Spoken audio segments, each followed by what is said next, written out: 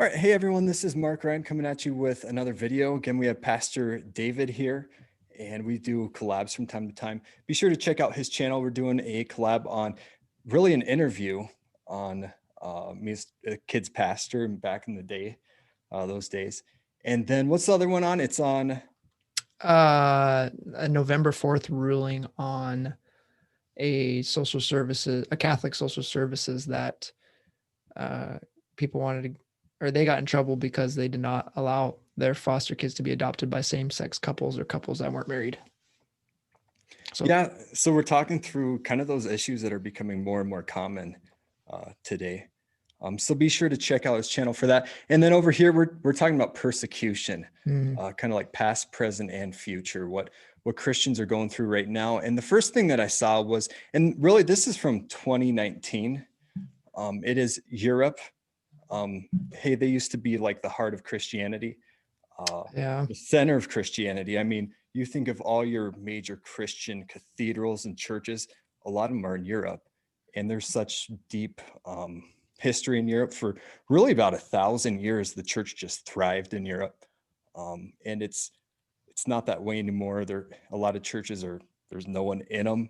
It's kind of lifeless in a lot of them. But there's an article that came out that said, hey, about 3,000 churches in Europe were vandalized in 2019.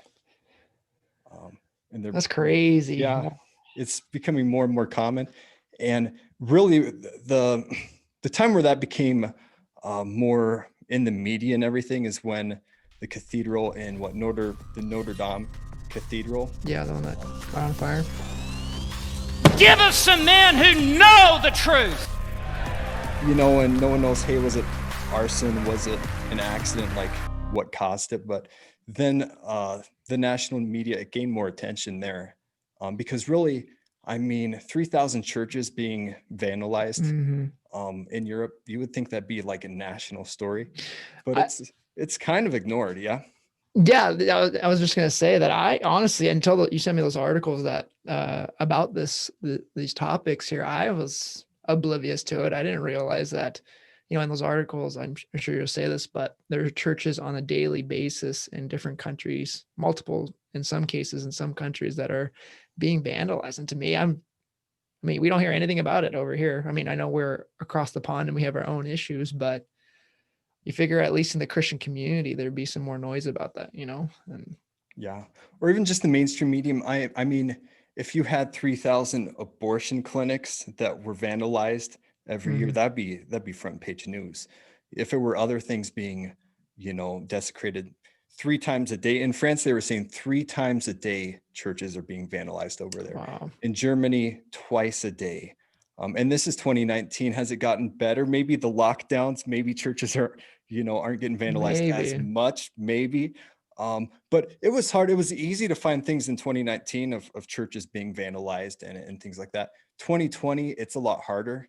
I couldn't find as much. But it just makes us think, because have you ever seen a church vandalized like in North Dakota?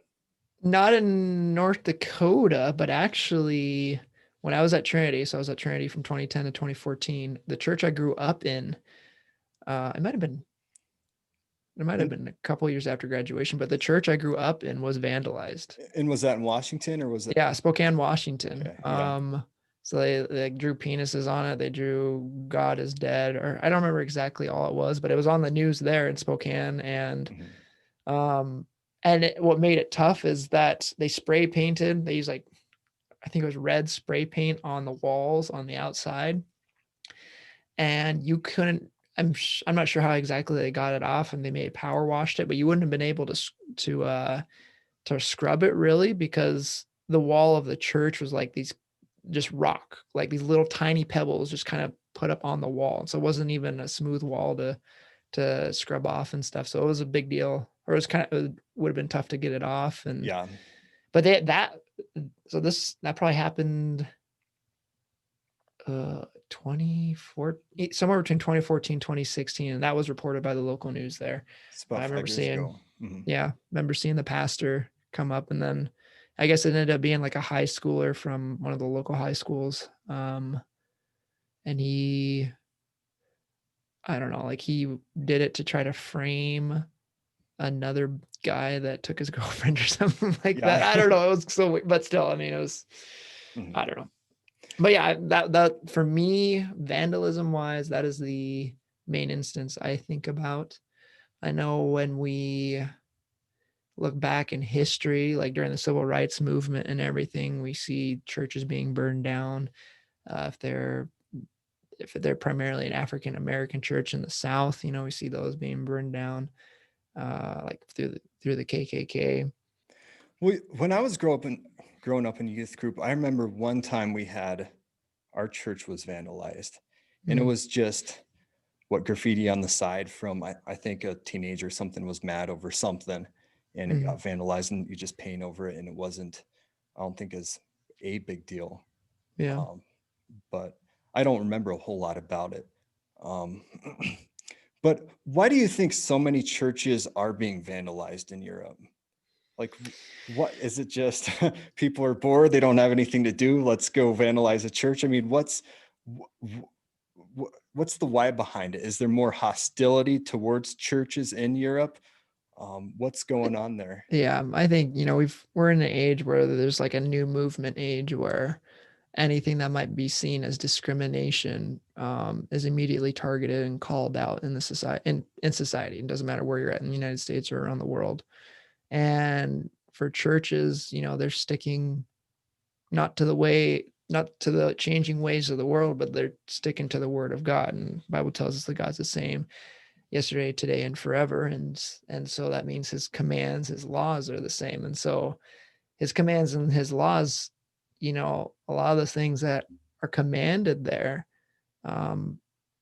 they're seen as negative in society nowadays by certain individuals. And so that's why I don't know, they think it's discrimination, and they call out and do what they can for discrimination. We've seen that in the United States too, with the riots that we've been having, and stuff like that. So I think it's just more of that. Then there's something called like the new atheism now, and it's more like more hostile towards Christianity. Yeah. And it'd say like religion poisons everything. And who's the smart guy? Richard Dawkins or Stephen Hawking or something wrote on it basically more. And there's just more hostility towards Christianity and everything, as opposed to atheism. There isn't that hostility per se towards it. But hey, is this something that, you know, churches being vandalized and everything, that's a European thing? That's a China thing right now. A lot of churches in China, they're having the crosses taken off. They're having religious symbols, you know, those have to be done away with. Is it something that's in the Middle East predominantly, or is that something that could happen here even? Oh, it will happen here. I mean, I mean, the Bible tells us that we will be hated, and we need to remember that Jesus was hated first by the world. You know, he was crucified. He was crucified by his own countrymen, and because we're his followers, we can expect the same thing. I think in the United States, we've been blessed so far, having religious freedom and not necessarily having the same type of persecution or intensity of persecution as other countries have had. But, you know, it's coming a time, I think within the next decade, where we'll see more of it. And it would not surprise me if within the next decade, it's a common thing for churches to be vandalized in one way or another. Yeah. And that's a good point too, because there's some Christians, some people would say, hey, you know, persecution, that's not something that we face in America. That's something that other people in other nations face. Is that something that we face here? If you're a Christian, do you face persecution here in America? There is some persecution, but again, when it's compared to other countries, like countries in the Middle East or in communist China or in other places, it's a little pond versus a sea of what they're dealing with over there. You know, it's not this. There's some, but it is not at the same intensity as it is in different parts of the world. Well, I just think of the early church where you have, what was it, 11 of the 12 first disciples and everything, like they're martyred for the faith, all but John. And so like they gave their life, you know, in martyrdom and being killed for the faith. And that doesn't really happen in America to that extent. I don't have to worry about those things when I wake up in each day. And yet this verse kind of popped out. It's 2 Timothy 3:12, and it says, indeed, all who desire to live a godly life in Jesus Christ, hey, they'll be persecuted. And so that's a truth we should affirm. Like, if you desire to live a godly life in Jesus Christ, you will be persecuted. And it'll take different forms depending on where you live. But if we're not being persecuted, that should be a troubling thing almost. Then is it, hey, are you desiring to live a godly life if we're not facing persecution? Yeah. And what would you say is the lowest form of persecution? What would be the lowest form of persecution? Like the least intense form? The least intense. Well, maybe first we could define persecution. Like, here's my definition. It's hostility, ongoing, like cruel mistreatment of others because of religious beliefs that they have. Yeah. And so probably like social, just mockery, being ridiculed. I would say that's maybe the least, a minor form. Yeah. Yeah. I'd say someone doesn't even want to like talk to you because they know you're a Christian type of thing. I would say that'd probably be and even then it's like, okay, who cares? You don't want to talk to me, fine, whatever. But I think that's kind of like a very minor, like a tiny form of it. A tiny form. Well, and I've friends, that work in different jobs and stuff, and their coworkers. I mean, it's gossiping about people, it's mocking Christians during that time. Yeah. And so there's some social just ridicule that can happen that's, legitimate and everything. But yeah, when you compare it to, James or different disciples being, beheaded and stuff, it's like, maybe, or even the Coptic Christians in Egypt. What was it, 5 years ago, 6 years ago, the ISIS was beheading Christians in Egypt and stuff like that. Even more modern day, it's the same, it's the same thing where it's like, oh, you don't want to talk to me, that's not as bad as getting beheaded, so I'll survive type of thing. So no, I was looking at just some statistics and everything for this, and it was saying like I think it's Iraq, the number of Christians has went from like 1.2 million down to just a staggering number. I think it's below 300,000, starting from 2003 to now. Okay. I mean, it's like there's areas where people are saying like it's actually genocide on Christians right now in certain areas, and we're blessed in America. We haven't gone through that. Yeah. That's for sure. And then the one other thought I had, just passage on this, is Luke 6:22 through 23. And it goes a step beyond that. Hey, if you desire to live godly life, you're going to face persecution. But this is saying, blessed are you when people hate you and when they exclude you and revile you and spurt your name as evil on account of Jesus Christ. Rejoice in that day and leap for joy. So we're actually supposed to like rejoice when we're persecuted. And hey, your reward is great in heaven, for so their fathers did the same thing to the prophets. But it's not saying not only will you be persecuted, you should rejoice when you're persecuted. And that's a difficult thing to embrace to a degree, right? Who likes to be persecuted, Yeah, I think in the sense, so it goes to where it's saying that because it's saying that, so by saying, hey, if you're being persecuted, it means that you're preaching God. If you're being persecuted because of your faith, it means that you're doing God's work, and that's why you're facing this opposition. So it's like the enemy. I guess you could look at it as like the enemy recognizing your ministry and wanting to stop it.